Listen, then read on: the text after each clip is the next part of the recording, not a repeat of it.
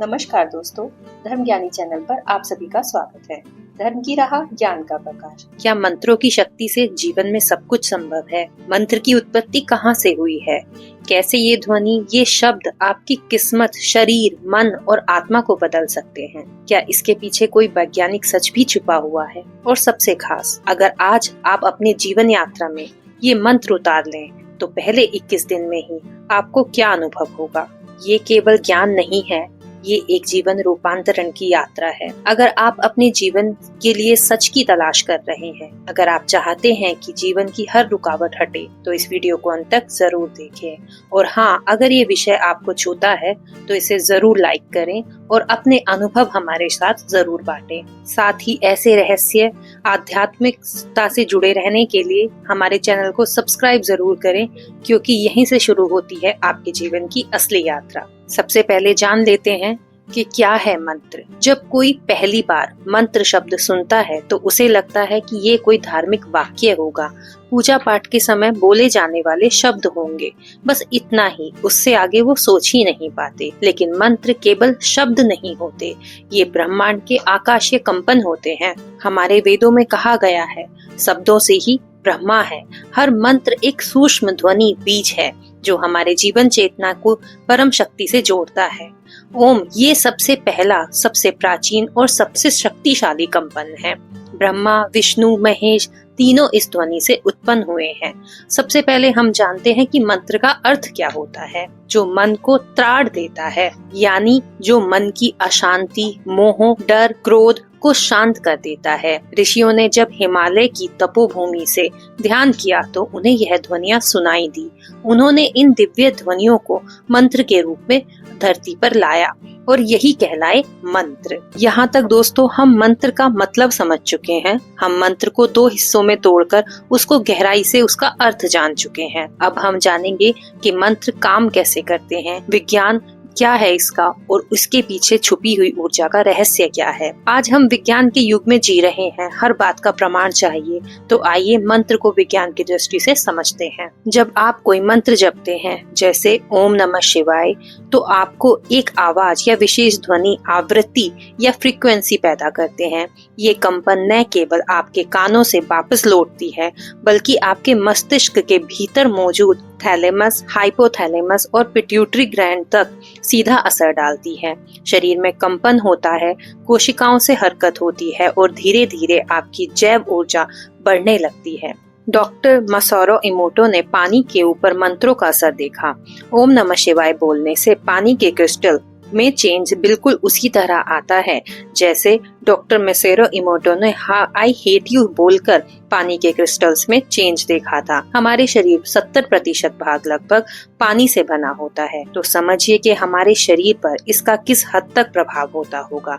हर मंत्र आपके भीतर क्या बदलाव ला सकता है, किस हद तक हर मंत्र आपकी सोच, आपकी भावनाएं, आपके इमोशंस को काबू करता है। जब आपके इमोशंस को सारी चीजें ये काबू करती हैं, तो आपके हार्मोन को भी कहीं ना कहीं प्रभावित करती हैं। और जिस प्रकार हम जानते हैं कि सारा शरीर का खेल ही आपके हार्मोन के ऊपर डिपेंड करता है। चलिए अब जानते हैं कि जब कोई मंत्र साधना शुरू होती है तो क्या होता है।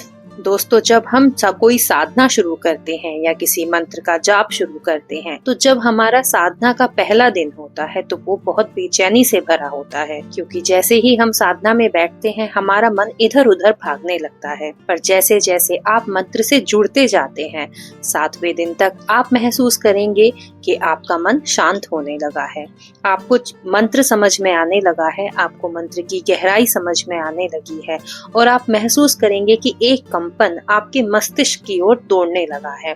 7वें दिन से हम आगे बढ़ते हुए 14वें दिन तक पहुंचते हैं और विचारों में हमें एक अलग ही स्पष्टता महसूस होती है। हमें अब लोगों द्वारा कही गई बातें अप्रभावित होने लगती हैं। साथ ही अपने मन में किसी चीज का लिया हुआ निश्चय काफी मजबूती से भरा हुआ और ठहराव लाने वाला लगने लगता है। यही करते करते अब हम 21वें दिन तक पहुंच जाते हैं। आपके भीतर एक ऐसी ऊर्जा बहने लगती है जिसे पहले कभी नहीं महसूस किया गया हो, जैसे आपके अंदर एक दीपक जलाया गया हो। कई साधकों ने कहा है, जब हम ये चीजें सालों से चाहते थे वो हम कभी नहीं पा पाए, लेकिन 21 दिन में जब हमने अपने जीवन में निरंतर इसका प्रयास किया तो वह चीजें स्वतः ही हमारे पास खुद ब खुद आ गई। ऐसा क्यों होता है कि जो चीजें हमने पूरी जिंदगी भर चाही वो हमारे पास नहीं आई, लेकिन जब हमने उसे 21 दिन अपने मंत्र जाप के साथ एक साधना की तरह माना तो वह हमारे पास आ गई। क्योंकि मंत्र ब्रह्मांड से सदैव जुड़ा हुआ रहता है। आप मंत्र जपते हैं तो वह ध्वनि ब्रह्मांड तक पहुंचती है और वह एक प्रतिक्रिया लेकर लौटती है। यदि आपके मंत्र एक शुद्ध भाव से किए गए हैं तो वह उसी प्रकार की फ्रीक्वेंसी लेकर आपके पास लौटेगी जिस फ्रीक्वेंसी से आपने वो शब्द बोले हैं। तो इसीलिए पुराने समय में कहा जाता था, अरे किसी के बारे में अच्छा ना बोल सको तो कम से कम बुरा ना बोलो, क्योंकि वह बुरे शब्द आपके लिए बुरी फ्रीक्वेंसी लेकर वापस आप तक लौटेंगे। वेदों और पुराणों में हमें मंत्रों की अद्भुत कथाएं मिलती हैं, जिनमें से एक हम आज आपके साथ शेयर करते हैं। महाभारत का युद्ध चल रहा था। अर्जुन की गाड़ी को क्यों अजय थी? क्योंकि उसमें भगवान हनुमान की ध्वजा और कृष्ण का मंत्र बल था। द्रौपदी जब चीरहरण में फंसी, उसने चिल्लाया, हे गोविंद, हे माधव, और ये मंत्र की पुकार ही थी जो भगवान तक पहुंची और उसकी चीर की उसने रक्षा की। इसको हम इस तरह भी समझ सकते हैं कि द्रौपदी ने अपने बुरे समय में भी अच्छे शब्द बोले या उस अच्छे इंसान को याद किया जो उसकी रक्षा कर सकता था, तो उसकी रक्षा हुई। इसकी जगह पर यदि वह हाय हाय कर कर रोने लगती तो हाँ, शायद उसके साथ इतना अच्छा ना हो पाता। यह मात्र एक उदाहरण भर था जो आपको समझा सके कि शब्दों और मंत्रों में कितनी शक्ति होती है। आप जिस भावना या जिस फ्रीक्वेंसी के साथ आप जो शब्द या मंत्र बोलते हैं वह उसी फ्रीक्वेंसी के साथ आपके पास लौटते हैं। तो हमें जब भी मंत्र साधना करनी है तो हमें यह याद रखना है कि हमें उसे उच्च फ्रीक्वेंसी के साथ या एक अच्छे इमोशंस के साथ ही शुरू करने चाहिए, ताकि वह अच्छे रिजल्ट लेकर ही हमारे पास लौटे। दोस्तों, अगर आप मंत्र साधना शुरू करना चाहते हैं तो अब हम आपको यही बताने वाले हैं कि आप उस मंत्र साधना को कैसे शुरू करें। आपको कोई बहुत जटिल मंत्र नहीं चुनना है, जबकि उसके स्थान पर कोई भी एक सरल मंत्र चुन लीजिए।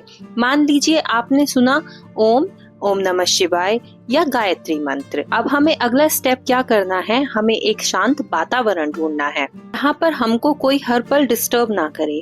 एक शांत स्थान पर शांति से बैठ जाइए, अपनी आंखें बंद कीजिए, अपनी पीठ सीधी रखिए और रोज सुबह एक ही समय पर एक ही स्थान पर बैठकर 108 बार उस मंत्र का 21 दिन तक जाप करिए और फिर देखें कैसे आपकी ऊर्जा आपका जीवन बदलने लगती है। दोस्तों, यहाँ पर याद रखने की बात यह है कि मंत्र केवल तभी कार्य करते हैं जब आपका मन, स्वर और भावना का लय में होना। मतलब आपके जो इमोशंस हैं, आपका जो मन है, उसी के अनुरूप आपका स्वर होना, क्योंकि यही स्वर एक फ्रीक्वेंसी बनता है और ब्रह्मांड तक पहुँचता है और आपकी जितनी भी इच्छाएं हैं उनकी पूर्ति करता है। दोस्तों, आज का ये वीडियो मात्र एक वीडियो नहीं है, ये एक प्राचीन सत्य का अनावरण है। ना कोई मंत्र है, ना कोई जादू है, ना कोई टोना है, बल्कि ब्रह्मांड का एक कोड लैंग्वेज है जो हमने आज आपके साथ शेयर की। दोस्तों, जल्दी ही हम इसमें आगे भी आपको और गहरी और रहस्यमयत्मक बातें आपके साथ शेयर करेंगे। आज जब संसार में चिंता, भय, संघर्ष फैला हुआ है, तब मंत्र ही वो सेतु है जो आपको आत्मिक शक्ति दे सकते हैं।